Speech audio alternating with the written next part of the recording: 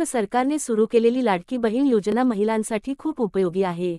या योजनेत महिलांना दरमहा पैसे दिले जातात। मे महिन्याचा हप्ता मिळाल्यावर आता सगळ्यांची नजर जून महिन्याच्या हप्त्यावर आहे। या पैशांनी महिलांना घरखर्च, मुलांच्या शाळेची फी आणि शैक्षणिक साहित्य खरेदी करता येते। म्हणूनच हा हप्ता खूप महत्त्वाचा आहे।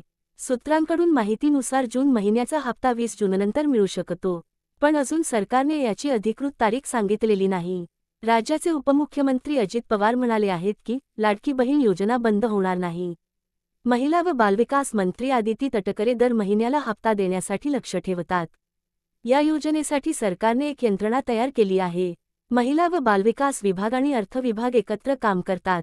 प्रत्येक महिन्याच्या शेवटी हप्ता दिला जातो। सध्या शाळा सुरू होत आहेत, त्यामुळे फी, पुस्तके, वह्या घेण्यासाठी महिलांना पैशांची गरज आहे। गरीब घरांतील महिलांसाठी हा हप्ता फारच उपयोगी आहे। या योजनेसाठी प्रत्येक महिन्याला 4500 कोटी खर्च होतो। सरकारने यासाठी अंदाजपत्रकात मोठी रक्कम ठेवली आहे। ही योजना ऑनलाईन चालते, म्हणजेच आधार आणि बँक खात्यावर थेट पैसे पाठवले जातात। यामुळे पैशात गडबड होण्याची शक्यता कमी होते। बऱ्याच महिला संघटना आणि समाजसेवक या योजनेत मदत करतात। ते महिलांना योग्य माहिती देतात आणि सरकारकडे सुधारणा मागतात। कधी-कधी तांत्रिक अडचणीमुळे पैसे थोडे उशिरा येतात।